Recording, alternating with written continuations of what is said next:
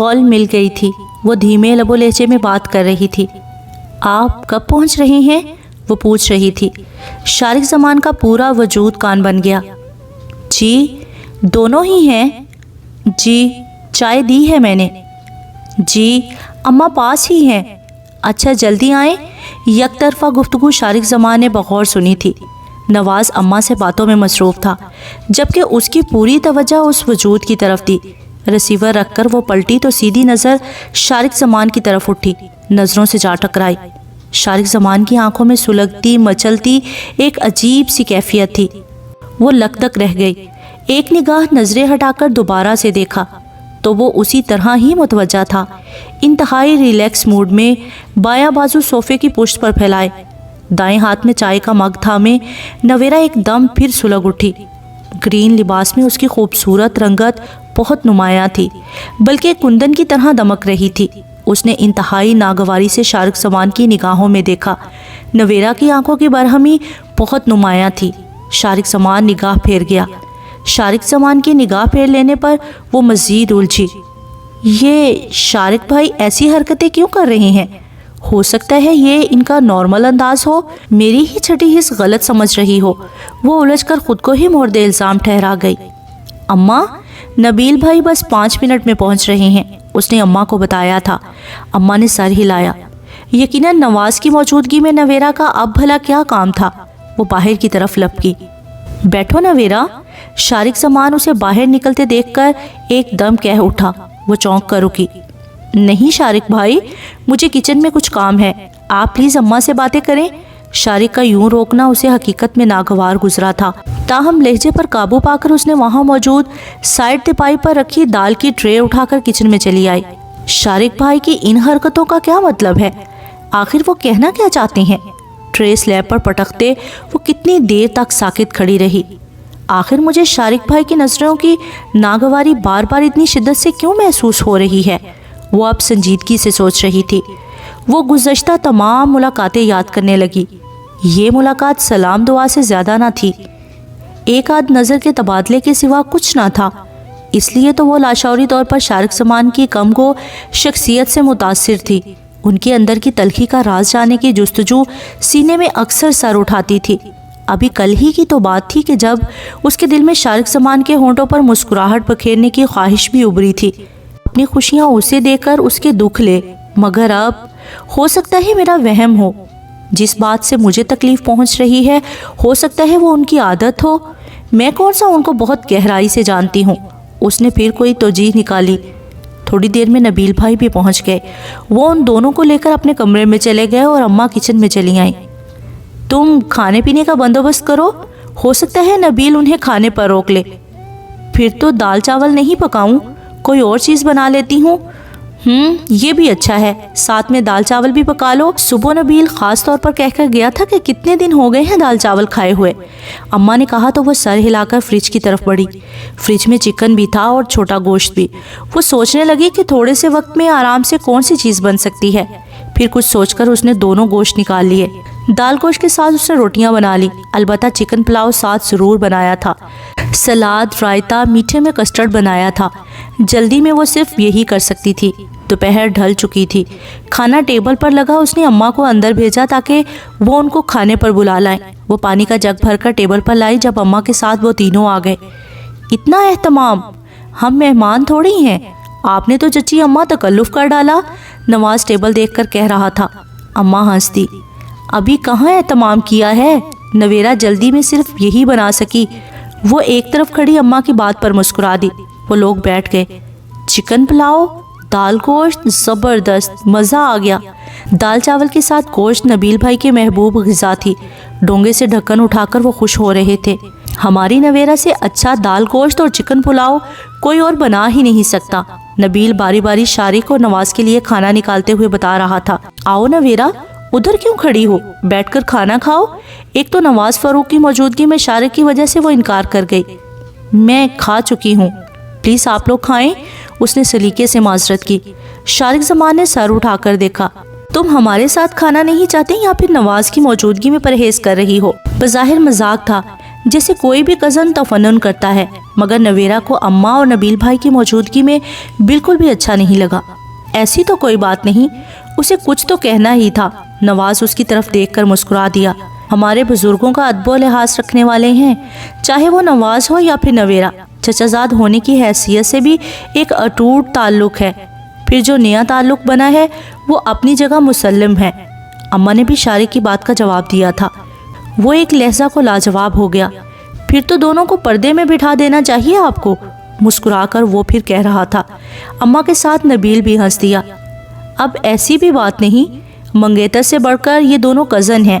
اب ہمارا خاندان اتنا دقیانوسی بھی نہیں کہ یوں پابندیاں لگائے جس سے بیجا حبس کا احساس ہو۔ نبیل بھائی نے شارق کو تفصیلی جواب دیا۔ تو پھر نویرہ کو یہیں بیٹھ کر ہمارے ساتھ کھانا کھانا چاہیے۔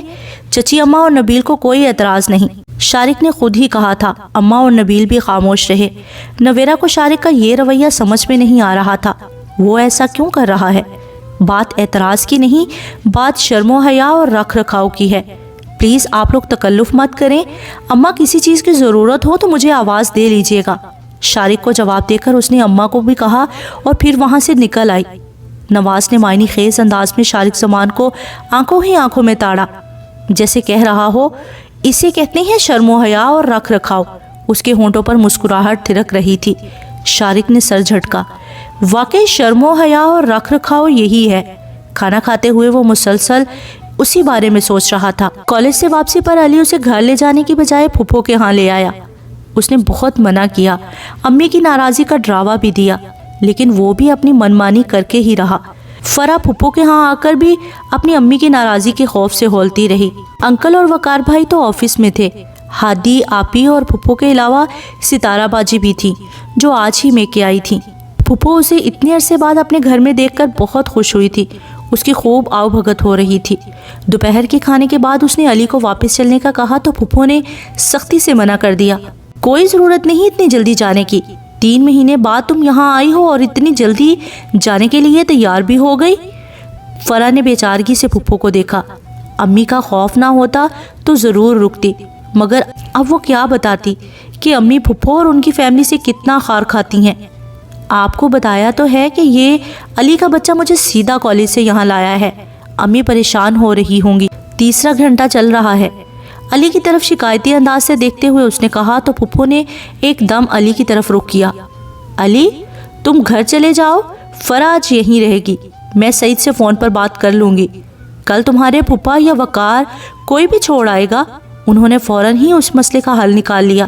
ستارہ اور ہادی آپا خاموشی سے مسکراتے ہوئے دونوں کو دیکھ رہے تھے۔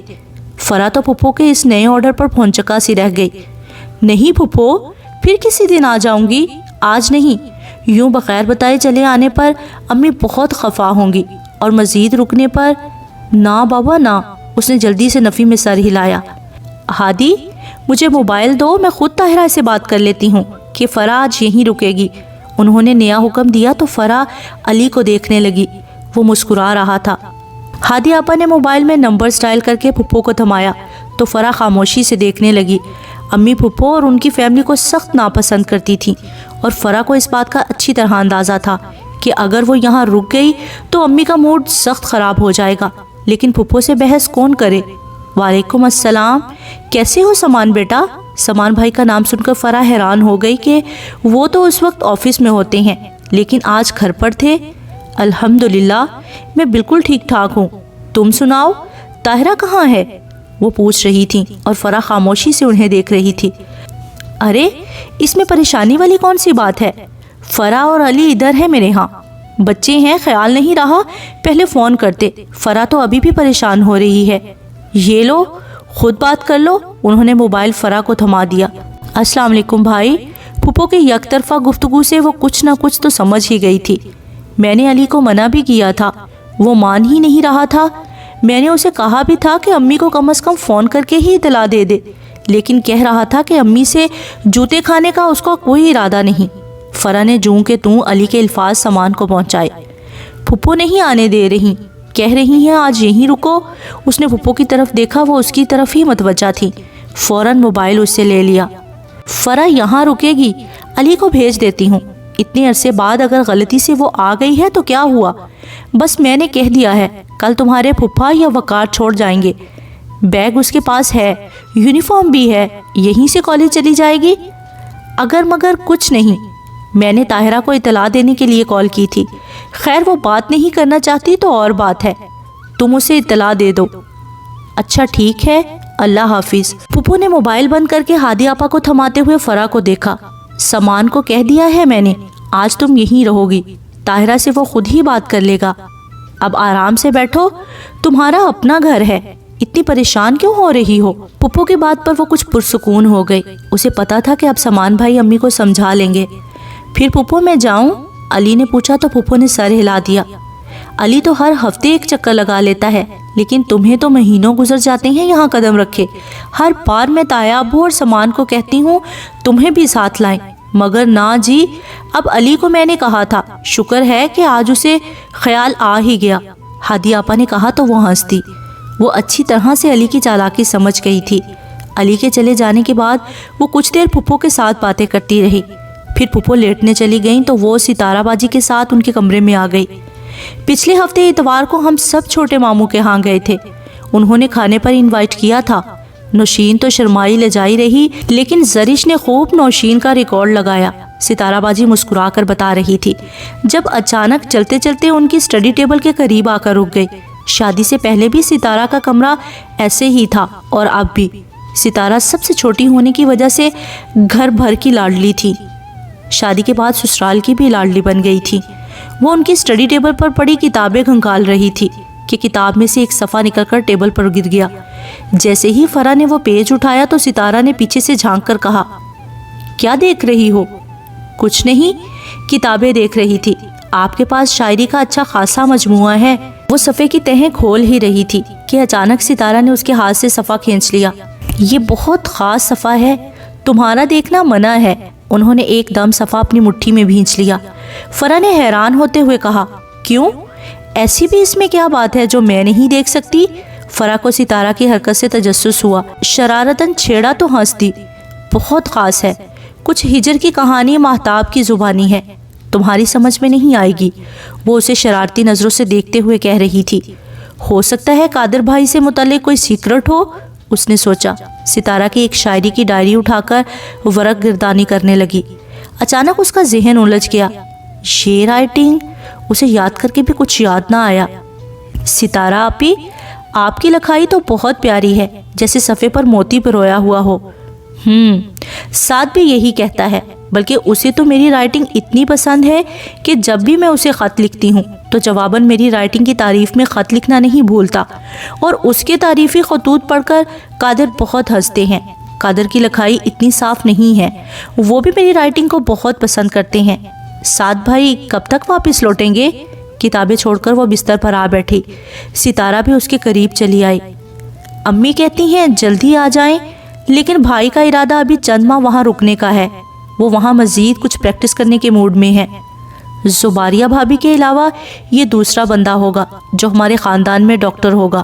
ستارہ نے سر ہلایا. اور وہ بھی ہارٹ اسپیشلسٹ. ستارہ کے لہجے میں اپنے ذہین ترین بھائی کے لیے فخر اور مان تھا. آپ کی اور سعد بھائی کی بہت انڈرسٹینڈنگ ہے نا؟ قادر بھی یہی کہتے ہیں. میں ہر وقت سعد بھائی کرتی رہتی ہوں تو اکثر وہ جھنجھلا بھی جاتے ہیں. جب بھی سعد کا فون آتا ہے تو اسے میری بہت شکایتیں کرتے ہیں. فرح مسکرا کر دیکھنے لگی تو اچانک ستارہ کو کچھ یاد آ گیا. ارے ہاں, سعد بھائی نے اپنی تصویریں بھیجی ہیں, دیکھو گی؟ اس نے سر ہلایا تو وہ بیگ میں سے موبائل نکال لائی. ڈاکٹر سعد جمال کی ڈھیروں تصویریں تھیں. ہر تصویر میں اس کی وجاہت و شخصیت کا وقار بھرپور تاثر چھوڑ رہا تھا. زبردست, سعد بھائی تو بڑے ہینڈسم ہو گئے ہیں. آپ کے موبائل کا رزلٹ بھی بہت اچھا ہے. ہر تصویر اتنی کلیئر ہے کہ حد نہیں. میری تقریباً روز 1 گھنٹہ سعد سے چیٹنگ ہوتی ہے. کبھی کمپیوٹر پر کام کرتے ہوئے کال بھی کرتے ہیں, کچن میں چائے بناتے, اسٹڈی کرتے, بہت اچھے لگتے ہیں. ستارہ سعد کی تعریفوں میں مصروف ہو چکی تھی. فرح مسکراتی رہی. اس کی جب بھی ستارہ سے ملاقات ہوتی تھی ہر بار ان کا موضوع گفتگو صرف سعد جمال کی ذات ہوا کرتی تھی. سعد یہ ہے, سعد وہ ہے, یہ کرتا ہے, وہ کرتا ہے. اب سعد ایسا ہو گیا ہے, آج کل سیر کے لیے فلاں جگہ گیا ہوا ہے. اس بات سے وہ یہ اندازہ لگا سکی کہ ستارہ کی ساتھ کے ساتھ اس قدر انڈرسٹینڈنگ ہے کہ اس کی گفتگو کسی اور موضوع کی طرف جا ہی نہیں سکتی۔ میں بھائی کو بتاؤں گی کہ تم نے انہیں ہینڈسم کا لقب دیا ہے، اپنی تعریف سن کر بڑے خوش ہوتے ہیں۔ ابھی میں انہیں SMS کرتی ہوں، کیسے فوراً ریپلائی کرتے ہیں۔ ستارہ شادی کے بعد بھی نہیں بدلی تھی، اسی طرح کھلکھلاتی مسکراتی لاؤبالی پن کا مظاہرہ کرتی رہتی تھی۔ ستارہ کی انگلیاں تیزی سے SMS لکھ رہی تھیں۔ فرح بستر پر بیٹھی اسے دیکھتی رہی۔ میں نے SMS سینڈ کر دیا ہے، دیکھنا کیسے ریپلائی کرتے ہیں۔ اس نے مسکرا کر فرح کے صاف و شفاف چہرے کو دیکھا جس پر بڑی متانت بھری مسکراہٹ ٹھہری ہوئی تھی۔ کیا لکھا ہے؟ فرح نے پوچھا۔ جو بھی لکھا ہے وہ جانے دو، بس دیکھو میسج پڑھتے ہی کال کیسے آتی ہے۔ ابھی ستارہ کے الفاظ اس کے منہ میں ہی تھے کہ موبائل ٹون بجنے لگی۔ دیکھو آ گئی کال، بڑی کوئک سروس ہے سعد بھائی کی۔ فرح کھلکھلا کر ہنس گئی۔ سعد بھائی ہیں؟ ستارہ نے فوراً کال ریسیو کی۔ وعلیکم السلام۔ ستارہ کے لہجے میں ہی کیا، آنکھوں میں بھی ایک پراسرار سی چمک تھی۔ ابھی فرح کہہ رہی تھی کہ بڑی کوئک سروس ہے سعد بھائی کی۔ ہنستے ہوئے ستارہ نے اس کا حوالہ دیا تو فرح جھینپ گئی۔ بات کرواؤں؟ وہ پوچھ رہی تھی۔ فرح نے ایک دم نفی میں سر ہلایا۔ سامان بھائی اور ابو کے پاس اکثر سعد کی کالز آتی رہتی تھیں۔ جب سے وہ گیا تھا شاید ہی فرح کی کبھی بات ہوئی ہو۔ ایک جھجک سی تھی۔ فرح انکار کر رہی ہے۔ ستارہ نے اس کا انکار سعد تک پہنچا دیا۔ لہجے میں اب بھی شرارت تھی۔ اچھا دھمکیاں تو مت دو، کرواتی ہوں۔ ستارہ نے موبائل اس کی طرف بڑھایا تو فرح نے ایک دم ہاتھ اٹھا کر انکار کر دیا۔ مجھے نہیں کرنی کوئی بات۔ اس نے بدستور نفی میں سر ہلایا۔ کر لو، کچھ نہیں ہوتا۔ ستارہ نے اس کے کان سے موبائل لگا دیا۔ مجبوراً فرح کو بات کرنا ہی پڑی۔ السلام علیکم۔ اس کی نگاہ ستارہ کی مسکراہٹ پر تھی۔ وہ کچھ پزل سی ہو رہی تھی۔ وعلیکم السلام۔ دوسری طرف سے سعد کی بڑی پرجوش بھاری آواز سنائی دی۔ کیسی ہو؟ جی ٹھیک ہوں۔ اس نے سر ہلایا۔ ستارہ ابھی بھی اس کے پاس بیٹھی مسکرا رہی تھی۔ آج تم ہمارے ہاں کیسے آ گئی؟ میں نے تو سنا ہے تمہیں ہمارے ہاں آنا سخت برا لگتا ہے۔ نہیں ایسی تو کوئی بات نہیں، بس فرصت ہی نہیں ملتی۔ پزل تو وہ اب بھی ہو رہی تھی مگر بات کرتے ہوئے پر اعتماد بھی تھی۔ سعد جمال اس کا سگا پھوپھیزاد تھا، کوئی غیر تھوڑی تھا۔ یہی اعتماد کافی تھا۔ یوں کہو مومانی جان کا ڈر ہے جو تمہیں آنے سے روکتا ہے۔ فرح چپ رہی۔ اسٹڈی کیسی جا رہی ہے؟ بہت اچھی، اس نے مختصراً کہا۔ پھر اس سے پہلے کہ سعد کچھ اور کہتا اس نے موبائل ستارہ کو تھما دیا اور خود اٹھ کر کھڑکی کے پاس جا کھڑی ہوئی۔ ہیلو، ہاں سعد میں ہوں ستارہ۔ میں کیا جانوں، میں نے تو بات کروائی ہے، اب وہ بات نہیں کرنا چاہتی تو میرا کیا قصور؟ ستارہ کہہ رہی تھی۔ فرح نے کھڑکی کھول دی۔ اوکے دیکھوں گی، تم نے ذمہ داری ہی ایسے کندھوں پر ڈالی ہوئی ہے، اب کیا کیا جا سکتا ہے؟ ٹھیک ہے پھر بات ہوگی۔ نہیں آج رات نہیں۔ ہاں ٹھیک ہے کل ہوگی۔ اچھا بابا میں MMS کر دوں گی۔ اب خوش؟ اوکے اپنا خیال رکھنا، اللہ حافظ۔ باہر دیکھتے ہوئے بھی فرح کی توجہ ستارہ کی گفتگو پر تھی۔ اس نے موبائل بستر پر پھینک کر فرح کو دیکھا۔ تم نے سعد سے بات کیوں نہیں کی؟ وہ پوچھ رہی تھی۔ فرح نے پلٹ کر دیکھا۔ کی تو ہے، خواہ کی ہے، سلام دعا، بس حال چال۔ بیچارے نے اتنی دور سے کال کی تھی، اور تم بھی نا۔ فرح کھڑکی سے ہٹ کر دوبارہ ستارہ کے پاس آ بیٹھی۔ آپ سب کو پتا ہے میں اپنے بھائیوں کے علاوہ دیگر لڑکوں حتیٰ کہ کزن سے بھی برائے نام گفتگو کرتی ہوں، چاہے وہ ماموں زاد ہوں یا خالہ زاد۔ آپ لوگوں کی تو بات ہی اور ہے۔ کبھی کبھار سعد بھائی کی کال سامان بھائی کے پاس آئے تو وہ بھی بات کروا دیتے ہیں، تب بھی میں اتنی ہی گفتگو کرتی ہوں۔ اس نے رسان سے جواب دیا تو ستارہ مسکرا دی۔ چلو جانے دو۔ ستارہ نے دوبارہ فون اٹھا لیا۔ میرا آج رات یہیں ٹھہرنے کا پروگرام ہے، قادر سے کہہ چکی ہوں، دونوں مل کر خوب باتیں کریں گے۔ وہ موبائل سے اپنی تصویر بنا رہی تھی، ساتھ ساتھ زبان بھی چل رہی تھی۔ تمہاری تصویر بناؤں؟ ستارہ نے کیمرے سے اس کو فوکس کیا تو فرح جھینپی۔ اچھی نہیں آئے گی، اس نے عذر تراشا۔ فکر مت کرو، میرے موبائل کیمرے کا رزلٹ بہت اچھا ہے۔ ستارہ نے تصویر بنا لی تو فرح نے دیکھا تصویر واقعی بہت اچھی آئی ہے، انتہائی کلیئر اور شفاف۔ زبردست، وہ سراہے بغیر نہ رہ سکی۔ سفید یونیفارم میں عموماً تصویر کلیئر نہیں آتی، لیکن واقعی آپ کے کیمرے کا رزلٹ بہت اچھا ہے۔ ستارہ نے اس کے ہاتھ سے موبائل لے کر چند بٹن اور دبائے تھے۔ فرح صرف اس کی تیزی سے چلتی انگلیاں دیکھتی رہی. پھر یکدم وہ مسکرانے لگی تو فرح جو ستارہ کو بغور دیکھ رہی تھی حیران ہوئی. کیا ہوا؟ اس نے پوچھا. کچھ نہیں، سیکرٹ ہے، کبھی موقع ملا تو بتاؤں گی. چلو باہر چلتے ہیں. ہادی بھابھی کو دیکھتے ہیں کیا کر رہی ہیں. موبائل سائڈ ٹیبل پر رکھ کر وہ اٹھ کھڑی ہوئی. فرح کو ستارہ کی پرسرار مسکراہٹ کچھ عجیب سی محسوس ہوئی. پھر سر جھٹک کر وہ بھی اس کے ساتھ باہر نکل آئی. یہاں لاہور میں موسم کیا بدلا، سارا شیڈیول بدلتا چلا گیا. نومبر کے مہینے کا آخر چل رہا تھا. سردی میں آہستہ آہستہ اضافہ ہوتا جا رہا تھا. نویرا کی روٹین بھی اسی طرح بدلتی جا رہی تھی. سردیوں کے لیے لحاف نکالنا ان کے گھرانے کی مخصوص تیاریاں تھیں. نئے سرے سے سارے گھر کی ترتیب بدلی جاتی. اس سارے عمل میں وہ اور بھابھی گھن چکر بن کر رہ گئی تھی. اللہ اللہ کر کے ان کا کام ختم ہوا تو نویرا نے سلائی مشین پکڑ لی. بھابھی اور وہ سردیوں کی شاپنگ کر کے لائی تھی. نبیل بھائی کے ملبوسات ریڈی میڈ ہی تھے. ایک دو سوٹ سلوانے والے تھے جو انہوں نے اپنے درزی کو دے دیے تھے. البتہ باقی سب کے کپڑوں کی سلائی کی ذمہ داری نویرا کے ذمہ تھی. سب کے دو دو سوٹ تھے. سب سے پہلے اس نے اماں کے کپڑے سیے. ایک دن میں ہی کام ختم ہو گیا. اگلے دن اس نے بھابھی کے کپڑوں کی کٹنگ کی.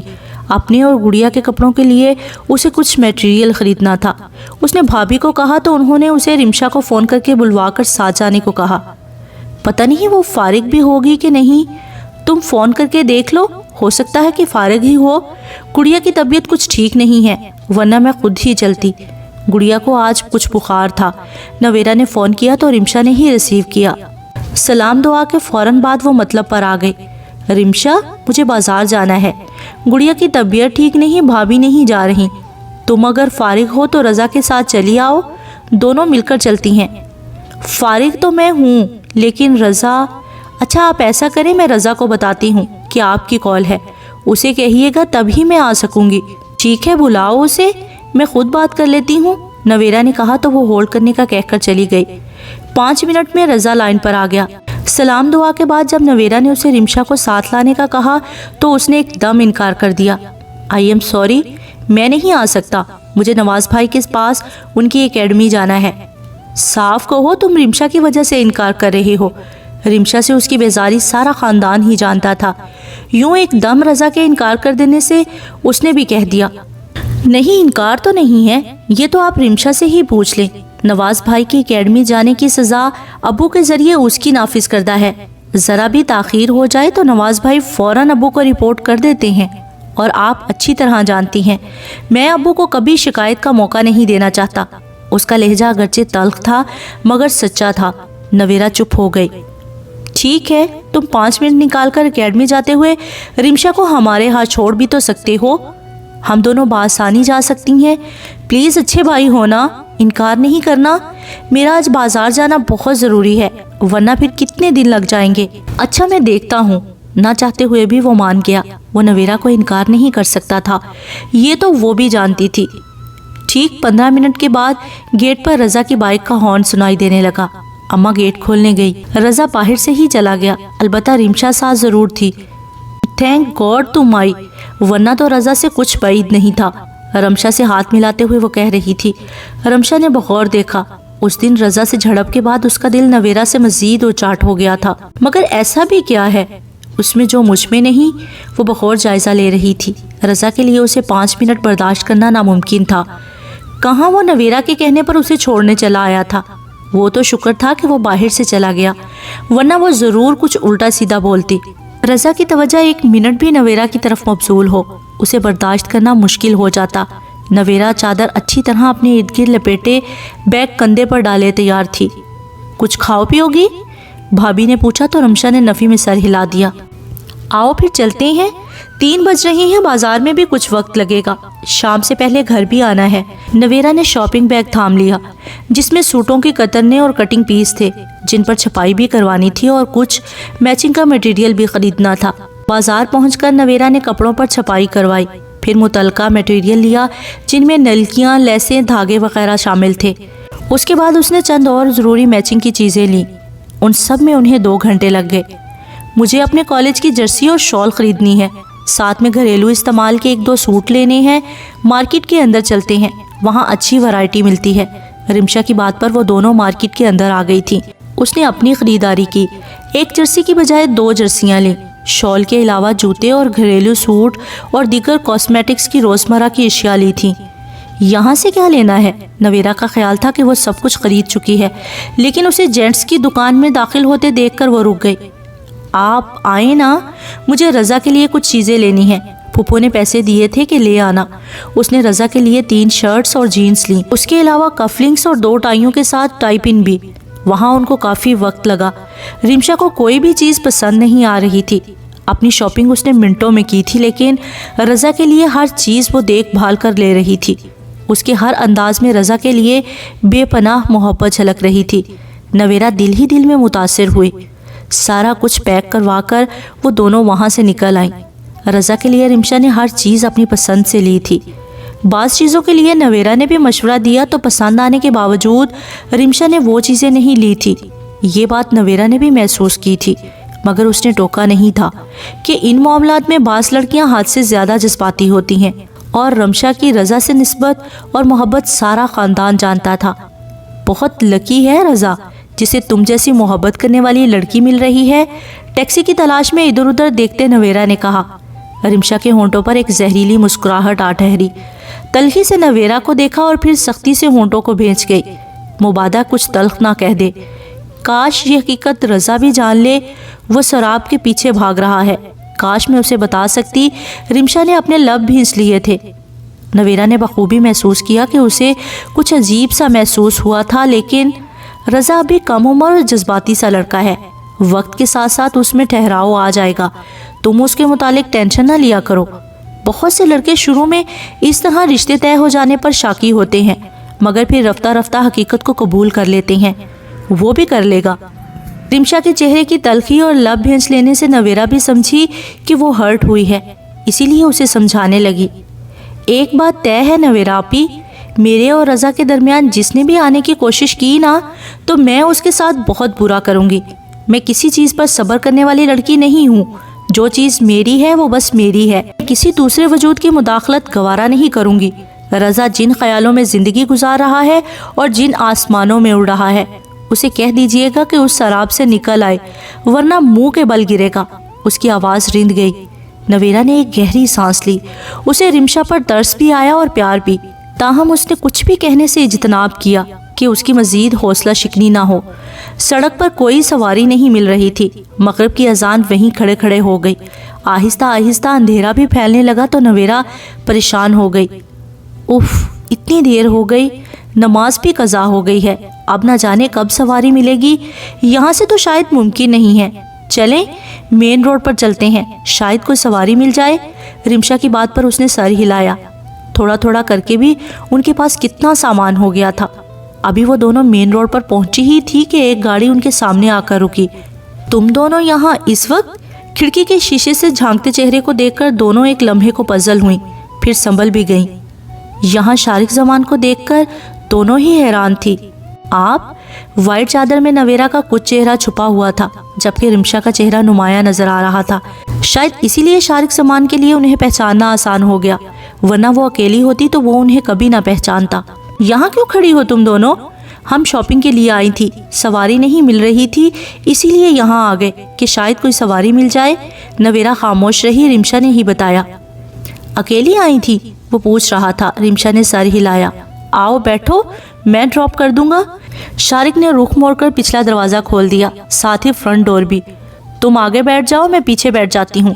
نویرا نے رمشا کے ہاتھ سے سامان لے کر پچھلی سیٹ پر رکھ دیا اور خود بھی بیٹھ گئی۔ رمشا بھی اس کے ساتھ بیٹھنے لگی تو اس نے کہا، شارق زمان کا جو امیج خاندان بھر میں بنا ہوا تھا، اسی بنا پر رمشا اس سے اچھا خاصا خوف کھاتی تھی، لیکن اب ناچار اسے فرنٹ سیٹ پر بیٹھنا ہی پڑا۔ سارا راستہ خاموشی میں گزرا۔ شارق نے گاڑی نویرا کے گھر کے سامنے روکی تو رمشا فوراً باہر نکلی۔ آپ اندر نہیں آئیں گے؟ اسے باہر گاڑی کھڑی کرتے دیکھ کر نویرا نے پوچھا۔ وہ اسے مخاطب ہونا نہیں چاہتی تھی، مگر رواداری بھی کسی چیز کا نام ہے۔ آتا ہوں، تم دونوں چلو، میں یہ سامان لے آتا ہوں۔ اسے سامان سمیٹتے دیکھ کر شارق نے کہا تو وہ خاموشی سے رمشا کے ساتھ اندر چلی آئی۔ شارق جب سامان لے کر اندر آیا تو نویرا دوپٹہ اوڑھ کر لاؤنج میں بیٹھی پانی پی رہی تھی۔ السلام علیکم۔ لاؤنج میں سبھی تھے، نبیل بھائی، اماں اور بھابھی وغیرہ۔ شارق نے سب کو مشترکہ سلام کیا۔ اماں سے پیار اور نبیل سے مصافحہ کر کے اس نے سارے شاپرز ٹیبل پر ڈھیر کر دیے۔ یہ تم دونوں کو کہاں مل گیا؟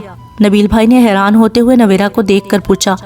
ہم واپس آ رہے تھے، سواری نہیں مل رہی تھی، تبھی مین روڈ پر یہ مل گئے۔ بھابھی رمشا کو پانی کا گلاس تھما کر اماں کے پاس جا بیٹھی۔ میں تو آفس سے سیدھا گھر کی طرف جا رہا تھا تو رمشا پر نظر پڑ گئی۔ بغور دیکھا تو پتہ چلا کہ نویرہ بھی ہے۔ گاڑی روک کر پوچھا تو معلوم ہوا کہ سواری نہیں مل رہی۔ شارق نبیل سے باتوں میں مصروف ہو چکا تھا۔ وہ کچن میں چلی آئی۔ جلدی سے اس نے شارق کے لیے ایک گلاس اورنج شیک بنایا۔ ٹرے میں گلاس رکھ کر وہ ابھی کچن سے نکلی نہیں تھی کہ پیچھے ہی رمشا چلی آئی۔ کیا کر رہی ہیں؟ رمشا کو وہاں مردوں میں بیٹھنا اچھا نہیں لگا تھا، تبھی ادھر آ گئی۔ کچھ نہیں، تم ایسا کرو شارق بھائی کو یہ دے آؤ، پیاس لگی ہوگی۔ اتنی دیر میں ٹیبل پر کھانا لگاتی ہوں، کھانے کا وقت ہو رہا ہے۔ بھابھی نے تقریباً سبھی کچھ تیار کر رکھا ہے، تم اب کھانا کھا کر ہی جانا، انکل تو لیٹ ہی آئیں گے تمہیں لینے، میں فون کر دیتی ہوں۔ رمشا چلی گئی تو اس نے جلدی سے برتن نکالے۔ بھابھی چلی آئیں تو دونوں نے مل کر ٹیبل لگائی۔ بھابھی فی الحال میرا کچھ بھی کھانے کا موڈ نہیں ہو رہا، میں کمرے میں جا رہی ہوں، رمشا کو اچھی طرح کھلائیے گا۔ پچھلی دفعہ جب شارق ان کے ہاں آیا تھا تو اس کی آنکھوں کی عجیب سی کیفیت نے نویرہ کو اپنی جگہ بہت کانشیس کر دیا تھا۔ اسے شارق کی آنکھوں کے زاویے جب بھی یاد آتے تھے اس کے اندر ناگواری کی کیفیت سرایت کر جاتی تھی، اور اب بھی اس کا دل ٹیبل پر سب کی موجودگی میں کھانے کو نہیں چاہ رہا تھا۔ نہ جانے کیوں نویرہ کے دل میں شارق زمان کی جانب سے ایک گرہ سی پڑ گئی تھی۔ کمرے میں آ کر وقت دیکھا تو عشاء کی اذانیں ہو چکی تھیں۔ وضو کر کے اس نے جائے نماز بچھائی۔ مغرب کی قضاء اور عشاء کی دونوں نمازیں ادا کر کے وہ دعا مانگ رہی تھی جب رمشا چلی آئی۔ میں شارق بھائی کے ساتھ گھر جا رہی ہوں، گھر فون کیا تھا، رضا تو لینے نہیں آئے گا، انکل کو اب اتنی رات گئے کیا تکلیف دوں، میں نے کہہ دیا ہے کہ میں کسی کے ساتھ خود ہی آ جاؤں گی۔ اب شارق بھائی جا رہے ہیں تو میں نے کہہ دیا مجھے چھوڑ دیں، آپ کو سلام کرنے آئی تھی۔ تم اکیلی شارق بھائی کے ساتھ جاؤ گی؟ تو اور کیا، ظاہر ہے اکیلی ہی جاؤں گی۔ نہیں، میرا مطلب ہے تمہیں اکیلے نہیں جانا چاہیے، تم نبیل بھائی کے ساتھ چلی جانا، میں انہیں کہہ دیتی ہوں، تم شارق بھائی کے ساتھ مت جانا۔ اس کا انداز قطعی تھا۔ اس کی یہ بات سن کر رمشا حیران ہو گئی۔ مگر میں تو انہیں کہہ چکی ہوں۔ منع کر دو، تم ان کے ساتھ نہیں جاؤ گی، بس میں نے کہہ دیا ہے۔ رمشا نویرہ کے اس انداز پر مزید حیران ہو گئی۔ لیکن کیوں؟ رمشا کو نویرہ کے یوں حق جتانے پر تھوڑی حیرت ہوئی۔ مجھے ان پر قطعی اعتماد نہیں ہے، مجھے ان کی آنکھوں میں دیکھتے ہوئے عجیب سا خوف آتا ہے۔ میں نے ایک بات شدت سے نوٹ کی ہے، وہ کوئی بھی ہو، میں یا تم، ان کی نگاہیں اندر تک جھانک رہی ہوتی ہیں، ان کی آنکھوں میں عجیب سی کیفیت ہوتی ہے، شاید ہوس یا شاید حقارت، کچھ ہوتا ضرور ہے۔ I don't know. وہ خود کنفیوز ہو گئی تھی۔ رمشا خاموشی سے اسے دیکھنے لگی۔ وہ زیادہ شارق سے نہیں ملی تھی، لیکن اس کے متعلق جو بھی سنا تھا وہ بھی محسوس تو کچھ ایسا میں نے بھی کیا ہے، لیکن میرا تو ان سے سامنا بھی بہت کم ہوتا ہے۔ مجھے نہیں لگتا کہ کچھ غلط حرکت کریں گے، ہم ان کے رشتہ دار ہیں، تھوڑا بہت تو لحاظ ہوگا انہیں، ضروری نہیں ہے کہ ہم تجربہ کرنے بیٹھے۔ اگر عورت کی چھٹی حس اسے مرد کے معاملے میں کسی خطرے کا سائرن دے تو اس سائرن کو کبھی نظر انداز نہیں کرنا چاہیے۔ تم احتیاط کرنا، میں ان کی سگی تایازاد ہوں، جبکہ تم سے ان کا کوئی تعلق نہیں ہے۔ سمجھ رہی ہو نا میری بات؟ وہ اسے سمجھا رہی تھی۔ رمشا نے سر اس بات میں ہلایا۔ نویرہ سے رضا کے معاملے میں لاکھ بغض و نفرت سہی، مگر اس وقت وہ اس کے بھلے کو ہی کہہ رہی تھی، اس لیے وہ فوراً مان گئی۔